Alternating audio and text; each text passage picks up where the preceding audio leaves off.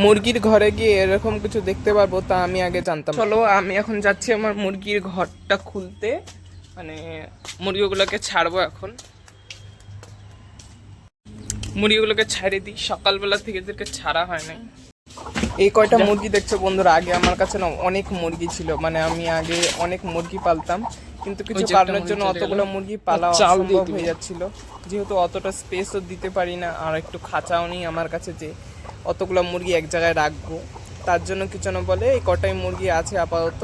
এদেরকে মানে এরা ডিম দেয় আবার উমেও বসে, কিন্তু আমি এবার বাচ্চা ফুটাবো না, পরের বার ফুটাবো, মানে নেক্সট যখন আবার ডিম দিবে।